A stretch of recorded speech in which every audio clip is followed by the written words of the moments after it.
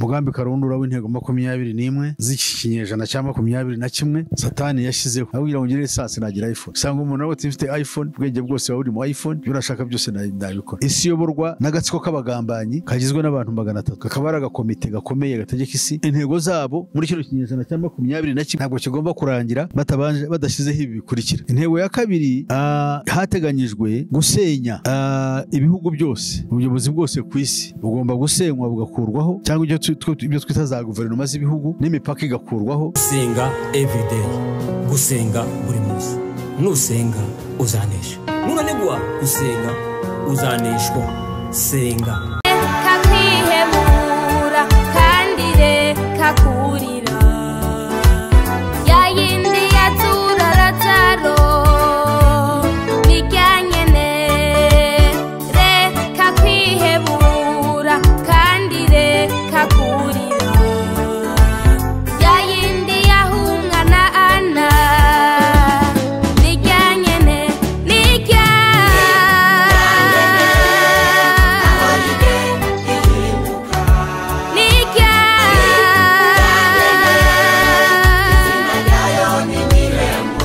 reka gusuhuze nshuti ya gusenga everyday, nizere ko mumeze neza mu bisanzwe. Muri kumwe nanje Manakiza Edouard, abari mu Rwanda shalom, abari mu Burundi shalom, abari muri Afrika mwese mumva ikirundi, ikinyarwanda n'ikinyabwisha shalom. Turakunda ni gusenga buri munsi. Ari ku mugabane wa Burayi shalom, ari ku mugabane wa Aziya shalom, ari ku mugabane wa Amerika shalom, ari ku mugabane wa Oceania shalom. Ko kuri kamera ya gusenga every turi kumwe na Pastor Musisira wa Pastor yandaho. Ndashimana kandi gisingiza no kubwanyu kuko muri amahoro. Ego Imana ishimwe kandi ndashuhuza abakurikira gusenga everyday. Imana ibaho umugisha kandi barindire mu bwiza bwayo. murakoze Pastor, mwatangiye musenga Imana. Reka dusenge. Imana ishobora byose, Imana ikiza, Imana irwanya intambara igakiza kandi kwikunda bayo. Turagushimiye, tugushimiye uyu munsi mwiza, tugushimiye uko ukora ibikomeye kandi ukora ibitangaza. Aka kanya ni akanya keza, Mana ya Isirayeli, ukomeze ubane natwe ibyo tugiye gusangira no kuganira, kugira ngo bizafashe ababyumva kandi bafashe hagamijwe kugira ngo batekereze kandi bamenye isi bariho, kandi bamenye ko hariho imbabazi z'Imana zibingingira kugira ngo biyunge nayo, kugira ngo bimure ibatware ku yindi isi izabamo amahoro n'ibyishimo, kuko Uwiteka niwe wayiteguriye. Ushimwe ko wemeye kubikora Mwami, tubyambarije mu izina ryawe Yesu Kristo umwami wacu, amen. Amen. Pastor, turakwakiriye kuri gusenga everyday. Yego. Murakoze, Imana ibahe umugisha. Ubushize twaganiriye ku magambo anyuranye kandi meza, ariko baza kuvuga ko uyu munsi zaganira ku mugambi karundura, umugambi karundura w'intego 21 z'iki kinyejana cya 21 Satani yashyizeho. Satani ni umugambanyi, afite umugambi ukomeye cyane kandi mubisha yateguriye inyoko muntu, rero kandi awuteguriye abari mu isi. Uwo mugambi ufite ibyiciro binyuranye, ariko cyane ahereye mu kinyejana cya 18 habayeho guteguriza inyoko muntu mu buryo bwihuse. Nibwo hatangiye gahunda y'ubukungu cyangwa se imibereho y'abantu, irahinduka iva mu buhinzi, noneho ubukungu buza gushingira ku byitwa inganda. Ibyo byarakomeje kumara hafi ibinyejana 2, ni ukuvuga ngo ibyo binyejana 2 byarangiranye n'umwaka w'1949. noneho ubu ngubu twinjira mu kinyejana kindi, tuvuge ko aricyo cya nyuma, cyo bise digital age, aho ubuzima, ubukungu, imikorere y'abantu igiye kuzashingira ku gukora kwa za computer cyangwa ordinateur network gusa, cyangwa se internet. So rero ibyo ngibyo ntabwo abantu bari babimenya, ariko biri mu nzira, kuko ibintu byose gukora, ubumenyi, ubwiru bwose bugiye guhishwa ahantu hamwe, kugira ngo abantu bose babeho ibyabo byose bizwi n'agatsiko k'abantu gake babayobora uko bashaka. N'inganda ubwazo ntabwo zizavaho, ahubwo zigiye kuba computerized, inganda zihinduke ordinateur, noneho n'abakozi abakozi nabo bahinduke imashini baremwe n'abantu, kugira abantu b'amarobo ari bakora akazi. Noneho inyoko muntu ishobora gusigara ahantu habi cyane. Uburyo bw'imikorere, imirwanire, intwaro zifashishwa mu ntambara n'ibiki byose ubu byarahindutse, birakoreshwa mu buryo bunyuranye kandi bugamije kugira ngo abari mu isi bahubangane. So rero hamwe no kuvuga ibyo nta wundi bitindeho, ahubwo reka mbereke intego 21 noneho zo zateguriwe kino kinyejana cya 21. Ikinyejana cya 21 tukimazemo imyaka 25. 25 rero ibyo tubonye mu myaka 25 nta gahomamunwa. Turabona ibintu bihinduka ku buryo bwihuta, turabona haza ibintu bishya kuri twe kandi bikomeye biteye ubwoba. Mu myaka 25 nibihe wavuga byaba byararanze bikomakomeye cyane cyane byaba byaranze imyaka 25? Urakoze. Ikintu gikomeye cyane cyaje muri kino kinyejana cya 21 muri myaka 21 ni ikintu cyane cyane kijyanye na information technology. Information technology ni ukuvuga ikoranabuhanga mu gukwirakwiza ubumenyi ku bigo byavuye ku kinyejana cya 20 gishira. Ikintu cyari kizwi mu kwamamaza itumanaho cyari gishingiye kuri televiziyo, radio na telefone. Telefone zari ziriho, telefone z'insinga zizwi, ariko ubu tugeze ku rwego rukomeye cyane aho noneho interneti ariyo dukoresha mu bintu byose. Hakaba harimo telefone, harimo televiziyo, harimo radio, harimo telefone, radio na televiziyo byose biri mu kantu kamwe kangana gati. Noneho umuntu ukavugana na mugenzi we murebana, noneho hakazaho n'utundi tuntu twinshi ariho twita entertainment. Muri information technology hari ibintu bya entertainment, harimo ibintu bya force entertainment ijyana na music, ijyana na drama n'utundi tuntu tunezeza abantu. So ibyo bintu rero bikaba bigiye bifata abantu bikabarangaza, ugasanga bitumye n'abantu batakaza uburyo bw'imibereho bwari busanzwe, noneho n'imyigire yari isanzwe n'ubuhanga bwari busanzwe bukaba buvuyeho. Iyo buvuyeho busimburwa noneho n'iki n'ibyo ngibyo byakoze ko umuntu umwe barakubwira ngo kugira ngo mbe mfite degree ahubwo nagira iPhone, aho kugira ngo ngire lisansi nagira iPhone. Sanga umuntu nawe ufite iPhone, ubwenge bwose buri mu iPhone, byo urashaka byose ndabikora. So rero ubwo n'ubundi buryo bwadutse kandi bukomeye cyane. Hari n'ibindi byinshi bigiye bigendera kuri iyo tekinoloji cyangwa iyo koranabuhanga muri rusange, icyo bita personal data, amakuru ajyana n'umuntu, ibintu ajyana n'umuntu cyangwa n'ibintu, ntabwo bikiri ibintu byandikwa mu bitabo, biba biri mu mashini ahantu bigashyirwa mu mashini, noneho n'abantu bagaho kugira ngo bagire ubwenge bige, ubwonko bwabo bukoreshe mu bumenyi, bikarangira noneho ubumenyi bwabo bafite ahantu babusitowaringa. Ni ukuvuga ngo ufite imashini n'irimo ibintu byose, niyo ubaza, niyo ikubwira ibi, niyo ikubarira, niyo ukora ibintu byose. Ugasanga umuntu usuzi gukirika gusa kuri yo, nibwo buhanga ubu ngubu dufite. Ariko noneho bya bintu byabaga mu bantu gufata ibintu mu mutwe, bakoresha umutwe bakamenya ibintu, agatekereza ndetse no gukora imibare kwakoreshwaga n'intoki, ibyo byavuyeho. Ntabwo bibaho. N'ukuntu ibintu byaje, cyangwa ntabwo umuntu kimbaza ngo ifomira wakoresheje kugera hano iyi. Oya, we ni ukoresha ubuhanga gusa bw'imashini ikabimukorera bikaba birangiye. Ibyo bikaba bigenda byinjira no buzima busanzwe ku buryo no kwa muganga no mu bintu byose ntabwo umuntu kimusaba kwiga cyane. No kwa muganga ubwira umuntu ibintu urwaye akaba arimo yandika muri computer. None computer igahita imubwira ingwara urwaye, igahita imwereka n'imiti. Ariko kayo wabwira muganga akumva ibyo bamubwira, akumva ikintu urwaye, agatekereza none akwandikira n'imiti. Ariko ubu umubwira ukuntu ubu umeze, akabwira mashini ikamubwira ibintu urwaye, ikamuha n'imiti. Yes. Ubwo rero icyo ni igihe kitigeze kibaho kuva isi yaremwa bene ubwo buzima, kandi ntabwo bugamije kuzana amahoro. Barakubwira ngo ni ukoroshya ubuzima, ariko ku rundi ruhande ugasanga ubuzima buroroshye, yego, ariko wowe ukoresha ibyo bintu ibyakabaye ari ubumenyi bwawe ntabwo ufite, kuko udafite ya mashini nta kintu wakora. Ikindi cya kabiri, biragenda biganisha ku buryo bw'imibereho buragenda bugorana, kuko kubera iki, akazi kakorwaga n'abantu wenda 10 karakorwa n'umuntu umwe cyangwa 2, noneho nabo 2 bagiye kuvaho kuko bagiye kugenda basimburwa n'imashini mu nganda. Imashini zo twita robots. Mu by'ukuri ntabwo ari imashini mu buryo, ni digital machines, ni imashini zikoresha mu buryo bw'ikoranabuhanga. Ntabwo ari imashini zishingiye ku cyo bita machinery, ibyuma za moteri n'ibiki byose. oya ibyo bigiye kuvaho uruganda usanga ruri hariya rukavuga rusakuza rujya rute ni ibintu bigiye kujya byikora biri aho ngaho umuntu arijya areba ikintu bagikora bagishyire hariya so rero abantu bagiye kujya muri uwo murongo w'imibereho nabo bizajya biba ibibazo ariko nuko isi imeze muri rusange n'ibyo nagusubiza so rero muri izi ngingo cyangwa muri izi ntego ziva mu gitabo cyitwa The Committee of 300 cyanditswe n'umugabo witwa Dr. John Coleman icyo gitabo rero cyanditswe n'umuntu wakoze mu bintu by'ikoranabuhanga mu bintu by'ubutasi akaba ari impuguke rero muri ibyo bintu by'ubutasi yabikoreye mu gihe kirekire muri Amerika n'ahandi twibwira rero ko ibyo yagiye akora muri ubwo butasi kuko mu nzego z'ubutasi niho imigambi icurirwa mibi yose so rero niho yatangiriye gukorera mu mwaka w'1993 nibwo yaduhaye aya makuru arayandika muri iki gitabo cye cyo yanditse icyo gihe kandi ni namwe muri iki gitabo tubonera porogaramu karundura yo kubijya bari mu isi muri iki gitabo ahamya ko isi yoborwa n'agatsiko k'abagambanyi kagizwe n'abantu 300 kakaba ari agakomite gakomeye gategeka isi kagizwe n'abantu 300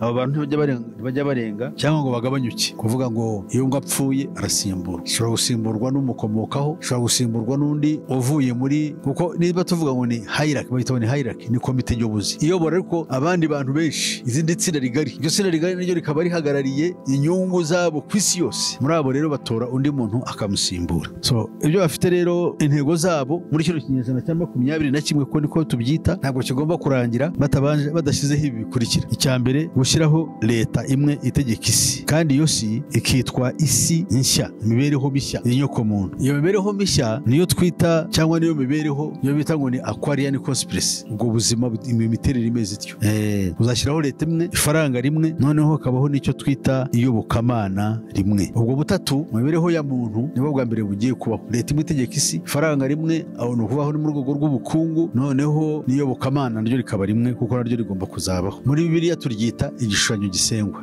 kabiri intego ya kabiri hateganyijwe gusenya ibihugu byose ubuyobozi bwose ku isi bugomba gusenywa bugakurwaho cyangwa ibyo twita za guverinoma z'ibihugu n'imipaka igakurwaho noneho hagasigara leta imwe n'abantu kwimenya nk'uko ureba Amerika imeze Amerika yashyiriweho kugira ngo itubere icyitegererezo umuntu aragenda akajya muri Amerika akaba umunyamerika akigishwa ibyo uta ngo ni values z'abanyamerika akabaho icyo gihugu umuntu agenda akamara imyaka runaka akababaye umwenegihugu ibyo nibyo barashaka kugira ngo bikorwa muri Amerika byaguke abantu b'isi yose b'abaturage b'isi hifashishijwe case study ya Amerika intego ya gatatu igamijwe ni ugusenya iyobokamana ariko cyane cyane hibasirwa ubukristo iyobokamana ntibarirangije ariko yacyafite bararimunze ariko ubu ngubu buri hafi kuvaho rigatembagara kubona n'abaririmo ubwabo ntibakimenya ibyo barimo bibereye aho ngaho barakurikira gusa ariko ririmo riramungwa kandi rigomba gusimburwa n'idini rimwe nk'uko twabibonye haruguru muri ya gahunda yo gushyiraho leta imwe noneho ugashyiraho n'ifaranga rimwe n'idini rimwe iryo dini rizakurikiraho niryo Bibiliya iryita igishushanyo gisengwa ubwo rero nimara kugerwaho ibyo ni gahunda ihari ntabwo ushobora gusubira inyuma hariho gahunda noho yo intego ya kane ni ukugenzura ubwenge bwa muntu n'ibyo yibwira kwinjira mu bwenge bw'umuntu ukamenya ibyo atekereza ukaba umuha gahunda y'uko abaho agakora akurikije ibyo ushaka ibyo nibyo bise mu cyongereza byo bise ability to control each and every person through means of mind control ibyo bitekerezo by'umuntu ukaba ari wo biyobora hano ku Gisenyi ifiteho umuntu bakoreye his experiment kumwinjira mu mutwe bakashyiramo ibintu bakabifatanya n'ubwonko bwe ku buryo bashobora kumubwira ibi bakamutwara bakamuhamagara bagasanga byamutesheje umutwe ariko baragenda babikora buhoro buhoro hari ibyo bita mind changing the mindset guhindura imyumvire y'abantu hifashishijwe itangazamakuru abantu bakajya bagenda buhoro buhoro babagoramisha kugira ngo kuzana kubakorera bya bindi bitazabavuna iyo niyo ntego ya kane intego ya gatanu ikomeye cyane nayo ni ugusenya inganda gukuraho ubukungu bushingiye ku nganda nk'uko twabivuze ibyo bita manufacturing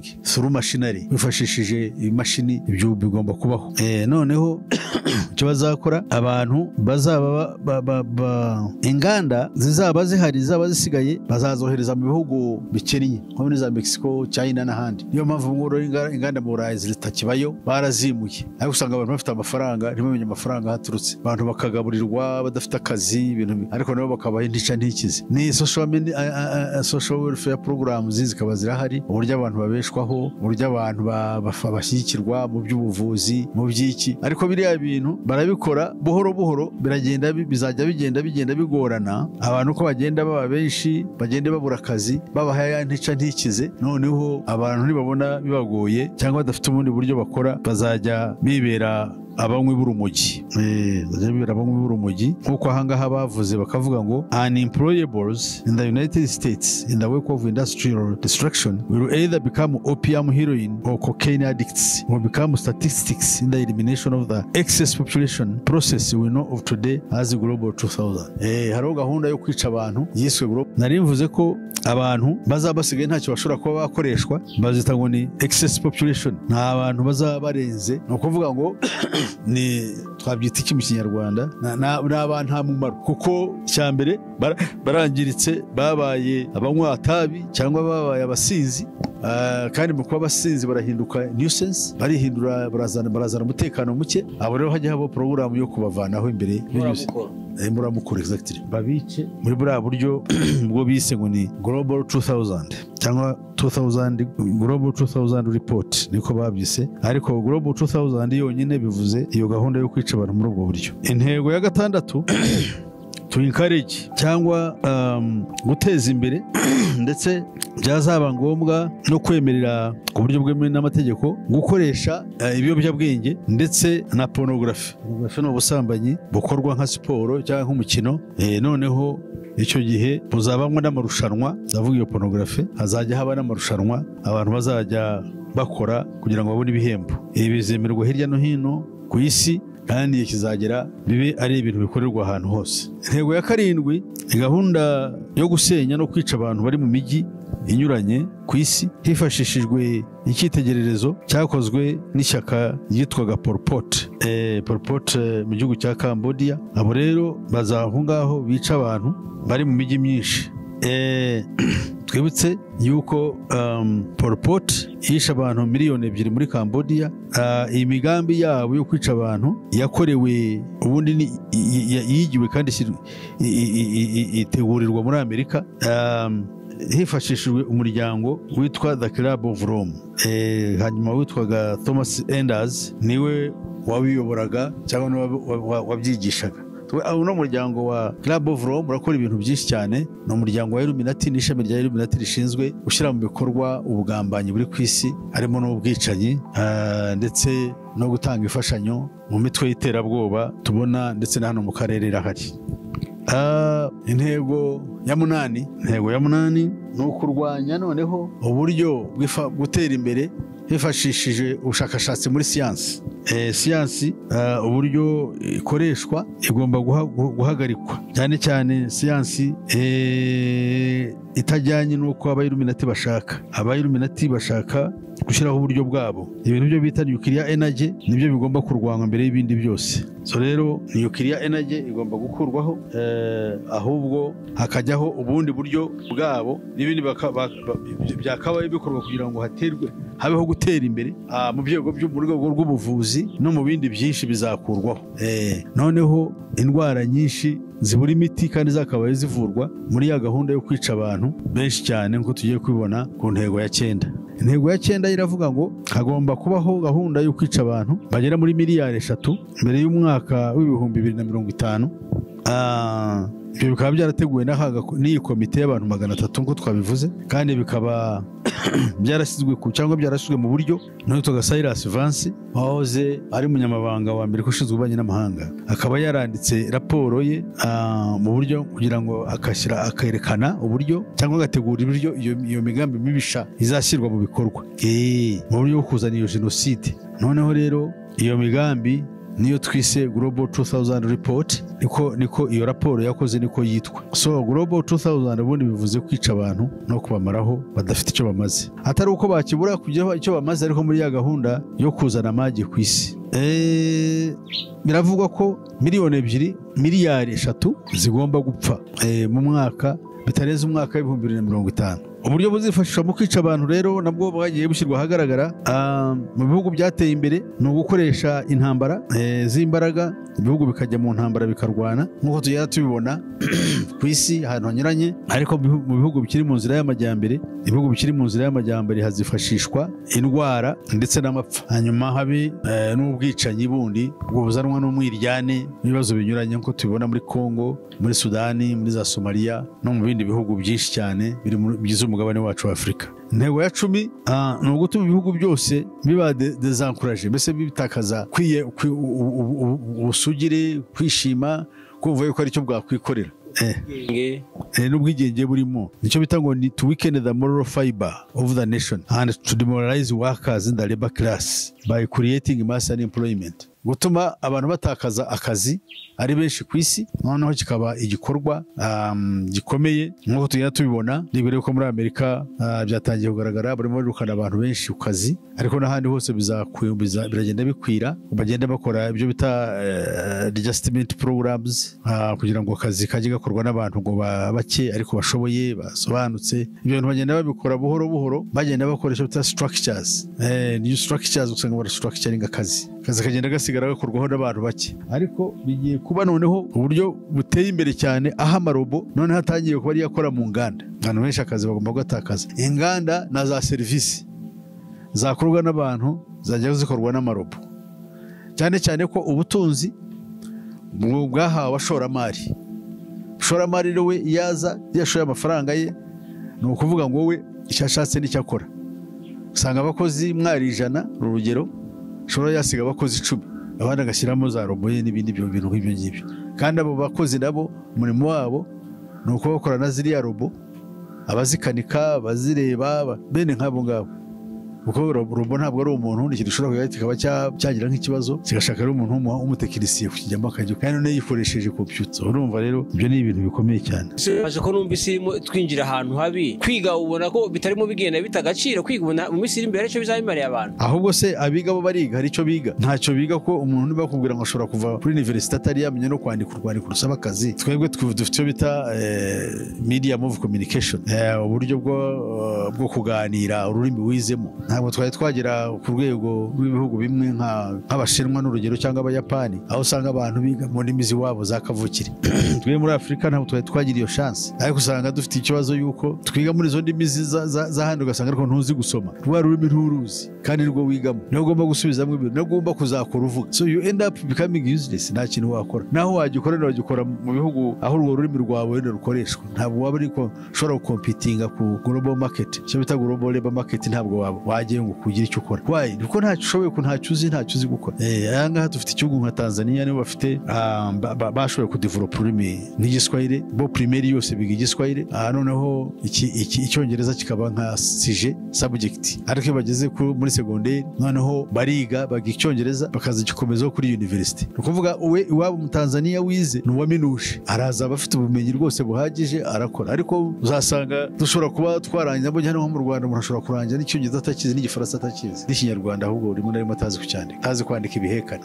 Ni ikibazo. So rero muri Afurika usibye Tanzania naho yene igera aho ngaho kuba yagira ururimi yakwandikamo ibitabo, noneho abantu bakabikurikira. Ariko n'abariya bo tuvuga abanyaburayi benshi, buri gihugu gifite uko cyateye imbere mu rurimi rwabo, bakarwigamo, ugasanga birabafashije mu rurimi rwabo. Ariko nabo ntibagumiraho, bagira ururimi international. Mu Burayi bavuga icyongereza for example, mu bihugu byinshi cyane by'Uburayi, n'igifaransa. So akaba iwabo ashobora kuvuga ururimi rwabo, ariko yajya hanze akamenya ururimi rwabo, akagira ururimi rwamenya kuvuga, ariko akamenya neza. So ni ikibazo. Hanyuma rero intego ya 11 iyi ni agenda ikomeye cyane, iravuga ngo to keep people everywhere from deciding their own destinies by means of one created crisis after another and then managing such crises. This will confuse and demoralize the population to that extent we are faced with too many choices. Apathy on a massive scale will result. But in the case of the United States, an agency for crisis management is already in place. It is called the Federal Emergency Management Agency, FEMA, whose existence I first disclosed in 1980. Iki ni ikintu gikomeye cyane ngo abantu bose bagomba gushyiraho gatunamwene ku isi yose kugira ngo bananirwe gushyira mu bikorwa ibintu byabungura byabazanira amahoro. Ibi turabibona kubera bino midugararo ihari, ibihugu byinshi ntabwo bishobora kwikorera ku bibazo byabo. Ejo nabonaga iriya nama yabereye hariya muri Kavu, umwe mu bayobozi bari baje avuga ibintu rwose, aravuga ati twebwe ntabwo twakabaye tugura umuceri hanze, twakabaye tujya Shabunda ni ahantu muri Kongo, atari umuceri ariko ntugira abawugura, nta mihanda igerayo, ntaki. Urugo rukaba rumeze rutari runini, rwakaba rufite resources nyinshi aho ugasanga ntazo. Noneho bashaka kugira ngo wowe izo resources uwo mutungo kamere uwukoreshe bakakunaniza. Noneho igihe kikagera ibintu abantu bagahebera urwaje. Iyo abantu bahebera urwaje rero kibaye ikibazo gikomeye cyane. Noneho abantu bakajya babafata bakabashyira ahantu ngo barahabarindira mu kubafasha kubera ibibazo by'ubuzima, kubera ibibazo by'ibiza, kubera ibibazo by'iki n'ubukungu butameze neza, bakajya bagenda bafata abantu bagenda bababika ahantu. Nko muri Amerika bamaze gutegura icyitwa ngo ni Federal Emergency Management Agency. Aho ngaho ni ukuvuga ngo abangaba bazajya bafatwa abantu ba leta bamenye abantu bafite bagenda babashyira ahantu, nibatangira kuhaba wenda bahagiriye indwara abantu bashyira ahandi, bisa abantu bakaba ari abantu bameze nk'abantu bari displaced mu gihugu, ari abantu badafite aho baba, bari homeless, bari aho ngaho. Intego ya 12 barashaka kuzana uburyo bw'imibyinire n'ibindi bintu byo kunezeza abantu, abera byo bita ngo ni rock music. Noneho n'abandi bakora bate kugira ngo bajye by'abahanzi baza kuko bafite mu ngingo 10 za Alice Bailey za New Age, harimo ingingo ni ya 7 ivuga ngo art must run mad, uburyo bwo guhimba, uburyo bw'ubuhanzi, ubugeni ngo bigomba gusara. Niyo mpamvu rero abantu basigaye barasaze, umuntu bakabyina basigaye bagera naho babyina bambaye ubusa kugira ngo abantu bakurura abantu, imiririmbire igahinduka, imyitwarire igahinduka, umuntu ntahanga amagambo y'ubwenge, agahanga gusa amagambo ariko avuga injyana gusa. Ibyo bigakurura abantu kandi no bakabishyiramo n'uburozi n'ibindi bintu bituma abantu bahurumbanira kubireba no kubijyamo. Intego ya 13 ngo ni ugukomeza kubaka udutsiko kw'abahezanguni ba Gikristo. Abahezanguni ba Gikristo rero bizakoreshwa mu kuzana filozofi cyangwa imyumvire ivuga ko Isirayeli cyangwa Abisirayeli ari igihugu cy'Imana kandi kirwanywa n'abanzi bacyo, kandi ubifatanyije nacyo aba ari umunyamugisha. Ibi byaratangiye no mu bakristo benshi cyane b'abarokore, aho usanga bavuga ngo usengera Isirayeli usengera Isirayeli abazahabwa umugisha, kandi Isirayeli bavuga ntabwo ari iriya muri Bibiliya. Iriya ni Zionism ni filozofi yashinzwe n'abafrimaso bagamije kugira ngo bateze imvururu ku isi, cyane cyane muri iyi gahunda turimo y'intambara ya 3 y'isi yose. Kikaba ari ikibazo gikomeye cyane kitwugarije. Tuzashyigikira Isirayeli tuvuga yuko abayuda cyangwa abayahudi ngo ari ishyanga ry'Imana, yari icyo twita ab'Imana yatoranyije. Kandi Bibiliya itwigisha iki ku byerekeye gutorwa? Nta bandi batoranyijwe keretse abari muri Kristo Yesu. Bibiliya ni kutwigisha yuko abayuda n'abanyamahanga bose muri Kristo Yesu ni twebwe tuba tubaye ishyanga ryera kandi ryatoranyijwe. Hanyuma rero tukagenda intego ya 14 gushyiraho udutsiko twibokamana hifashishijwe ibintu nk'ibyo bita Muslim Brotherhood cyangwa Muslim Fundamentalism. Noneho ibyo tukabiteza imbere. Urugero ni nk'uwitwa Ayatollah Ruhollah Khomeini, uwo yayoboye Iran, ashinga umutwe cyangwa ishyaka ryitwa Islamic Revolution. Impinduka zaje muri Iran, mu by'ukuri impinduka zaje muri Iran ngo ni ibintu byaremwe n'ishami ry'igisirikare cy'Ubwongereza rishinzwe ubutasi, iyo bita MI6. Uyu murimo rero wateguwe n'ishami ry'iki gisirikare, niwe wakoze kandi ukora intambwe ku yindi.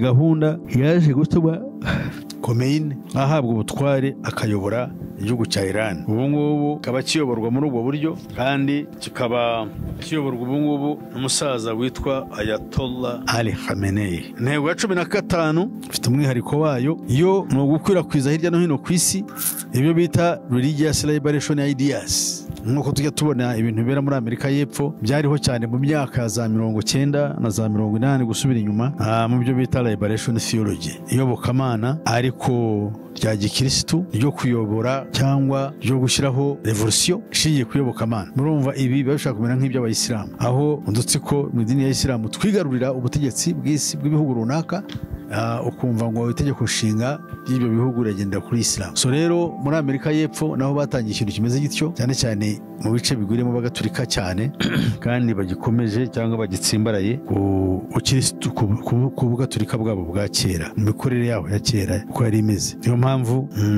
ubutegetsi bwitwaga Somoza bwitwaga muri Nicaragua bwakuweho muri ubwo buryo, nubwo muri Costa Rica na Honduras ndetse no muri gihugu cyitwa El Salvador. So rero iyo niyo ngingo ya 15. So tubonye ingingo ya 15, katurebe ingingo ya 16. Ingingo ya 16 yo ifite umwihariko, iyo niyo kugusha ubukungu bw'ibihugu byose ku isi kugira ngo bibe intandaro yo kuzana imidugararo cyangwa n'imivurungano muri politiki. Ibyo nibyo twabonye bigenda bibaho mu bihugu byinshi, nabyo kandi byagiye biba cyane cyane uhereye mu mwaka wa 2020 ubwo hazaga indwara yitwaga COVID-19. COVID kimwe mu bintu byayiranze ni ugukubita hasi ubukungu bw'ibihugu byinshi ku isi, noneho bigatuma byinshi mu bihugu bikena, hakaba hagenda haba uburyo bugoranye bw'abantu gukora imirimo. Urugero n'iriya myigaragambyo yabaye muri Kenya yari igiye guhirika leta, byose biterwa na gahunda yo gukubita hasi ubukungu bw'isi, ariyo ntego ya 16. Ubu turabona mu bihugu byinshi urubyiruko rudafite akazi rushaka kwiroha mu myigaragambyo, bigasaba yuko leta zikoresha imbaraga nyinshi kandi ibyo bikaba bitemewe cyangwa bidafite icyo bishobora kuba byamarira abantu. Iyo niyo ntego yabo ya 16. Intego ya 17 ni ukwinjira muri politike z'ibihugu byose kugira ngo politiki ijyanye n'ububanyi n'amahanga ndetse n'ibera imbere mu gihugu, icyo bita internal affairs za buri gihugu, noneho na ububanyi n'amahanga bwa buri gihugu bube buyoborwa n'iyi komite y'abantu 300 twavuze kugira ngo bayerekeze aho bashaka. Iyo mpamvu ibihugu byinshi ku byerekeye imibereho byabo usanga bakurikiza igenamigambi bahawe, none uburyo babana n'ibindi bihugu ugasanga nabyo bijyanye nuko bo icyo bashaka aba aricyo ukora. Wowe udafite kwihitiramo ngo uvuge no ngewe ndi igihugu kimeze gitya nkwiriye kubahonya kandi nkabohonye mubane n'ibindi bihugu ushaka, icyo ushaka abana cyo icyo nashaka nkakireka. Intego ya 19 yo iravuga ngo to penetrate and subvert all governments and work from within them to destroy the sovereign integrity of the nations represented by those governments. Ahanga ni ukuvuga ngo iyi ngingo yo ni ya 10 n'iya 17 biba bishaka gusa, 19 na 17 bishaka gusa, kuko ni ukwinjira muri za guverinoma z'ibihugu byose, noneho umuntu anyuze muri izo guverinoma akazikoresha mu guhirika no kwambura ubwigenge ibihugu bihagarariwe n'izo guverinoma. Intego ya 18 twari twisimbutse yo ikavuga ngo habeho gushyigikira inzego z'umuryango w'abibumbye kugira ngo abeho zikora zisimbura inzego z'ibihugu runaka. Urugero International Monetary Fund cyangwa se the Bank of International Settlements, the World Court, and ukuvuga ngo ibi ngibi by'amabanke n'iby'inkiko ncamanza nibyo bizajya bishyirwamo imbaraga kugira ngo birenge ibihugu byinshi bya bindi bari bafite byabo bimirwe na biriya byitwa iby'isi yose. Urugero umuryango w'abibumbye ugomba kumira ibindi bihugu ukabavamo niwe uzabyara icyo bita leta imwe. Uburyo bw'inguzanyo no kubaho n'ubukungu bw'ifaranga bushingiye ku kintu cyitwa International Monetary Fund, noneho n'urukiko mpuzamahanga rusimbure inkiko z'igihugu runaka bagenda bakoramo ibyo ngibyo. Ibi babwira ni ibintu bigomba gukurikizwa kandi ibintu byagenewe kino kinyejana cya 21. Noneho intego ya 20 nayo tugomba kuyumva. Intego ya 20 baravuga ngo to organize a worldwide terrorist apparatus, mu gushyiraho imitwe y'iterabwoba ku isi iri muri apparatus, ni ukuvuga ifite uburyo ihuzwa, inayoborwa, inakoreshwa, ikaba ari myinshi ariko ifite ubuyobozi bwayo buyireba kandi buyikurikira kandi buyiha amabwiriza. Niyo mpamvu uzumva abantu bakubwira ngo ni Al-Qaeda, ISIS kabishingiye kuri Al-Qaeda, ugasanga n'ikindi kintu nacyo gishingiye kuri Al-Qaeda cyangwa gishingiye kuri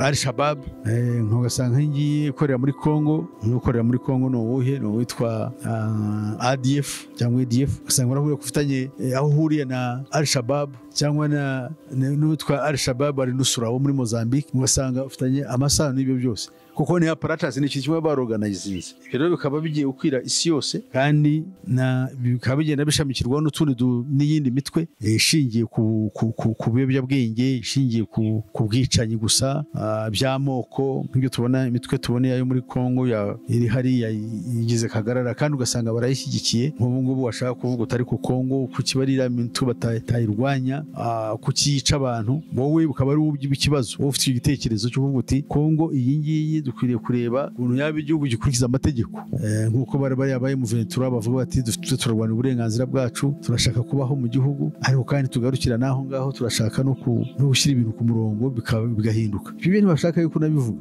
kuko iyo bivuze hazamwe ibintu byinshi cyane ariko ukareba nta kundi kuntu wabigira kuko ababikora ni abanyembaraga cyane hanyuma rero intego ya nyuma ariyo 21 ni ukwinjira mu burezi ku isi yose kugira ngo babuteshe ireme no babukoreshe mu cyo bita kubuha ireme ariko mu rundi yo buteshe ireme nk'uko bimeze muri Amerika aho ubu ngubu porogaramu y'uburezi basigaye bayita outcome based education umuntu no kwiga kugira ngo gusa icyo ashoboye gukora kimuvamo aba aricyo akomeza nk'umugore yaba ashobora no kuba yakora n'ikindi ariko icyo yumva ashaka aricyo akomeza rero muri make niyo mpamvu tureba duhura n'ibibazo muri burezi mu bihugu byinshi education system zikagenda zigaruka zijya hasi ubushobozi intellectuality yahozeho kera ukaba igenda ibura umuntu ukumva ngo yarangije kaminuza gusa ariko ujya kubona umuntu uri aho ngaho ariko yabaye exposed yaciye muri ibyo bintu afiteho idea gusa ariko nta bumenyi afite he or she is not an intellectual ntabwo ari byo usanga rero ni ikibazo gikomeye muri make rero ngizo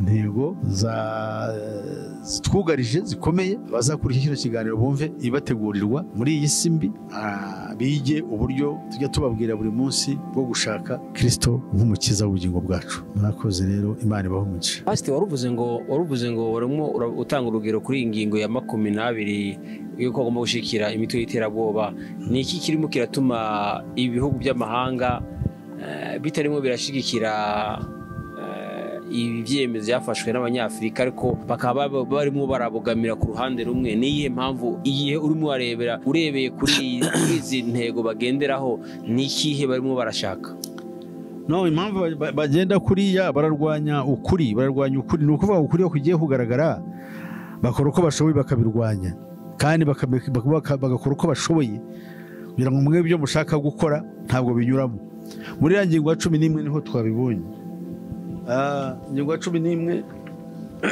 twahasanze amagambo avuga ngo to keep people everywhere from deciding their own destinies by means of one created crisis after another and then managing such crises kurema ibibazo cyangwa se imidugararo hirya no hino ku isi noneho ba nyir'ubwite bo bireba bo ntibagire ubushobozi bwo kubyikemurira noneho iyo babuze ubushobozi bwo kubyikemura bigenda bite baba nibo baza bakabitangaho igisubizo nk'uko rero ngubu SADC East African Community baravuze ndetse na AU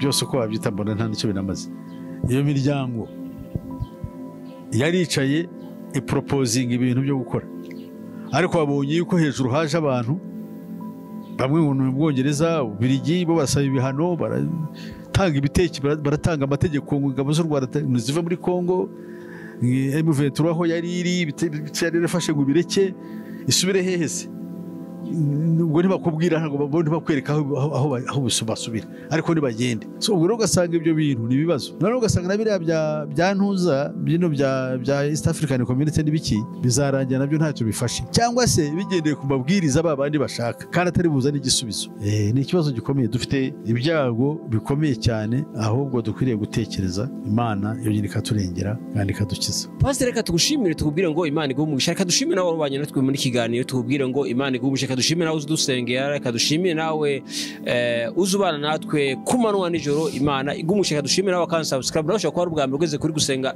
video tugusaba kandi subscribe ushaka gukora sabone kuko uzazubona ibiganiro byacu bitakugoye Pastor hari umuntu ushaka kuba kubonye akayifuza ko yakuvugisha washaka kumuha address Murakoze. Aderesi yanjye amazina ni Pastor Peter Musisi. Wanshaka kuri telefone numero 0788 50 60 76 kandi iyo numero yanjye bari kuri WhatsApp.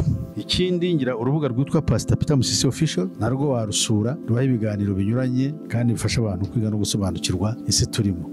Tugira n'amateraniro hano muri Kigali kubashaka guterana, tugira amateraniro yo kwiga mu byo twise programme yo kuvugurura imyizerere yacu kugira ngo dushobore kuba bigishwa ba Yesu Kristo nyakuri bitajyanye na programme z'amadini. Karibu rero buri ku cyumweru kuva saa 7 kugera saa 10 za kumanywa. Murakoze Pastor, reka tugushimire tukubwire ngo Imana igumugisha, reka tuhashimire mwese tubabwire ngo kigaho nawe ubutaha tubasakira ikiganiro kugihereza inshuti yawe kugira ngo imenye ubwiru buhishe bumenye ibintu byugarije inyoka muntu kwisi yose. Murakoze cyane, kigaho nawe ubutaha. Shalom shalom. Amen. Kadusenge. Mana turagushimye uko wemeye ko dukora kino kiganiro, kwiringiye yuko aho kizagera hari abantu bazunguka kandi bamenye ko muri Kristo Yesu honyine ari we twamamaza, ari honyine hari ubukiriro n'uburuhukiro ndetse n'inzira yo kurokoka ari mwiri. Ushimwe ko wemeye kubikora Mana, byamurije mu izina ryawe Yesu Kristo umwami wacu. Amen. Senga everyday, gusenga buri munsi. Nusenga uzanesha, nunanigwa gusenga uzaneshwa. Senga.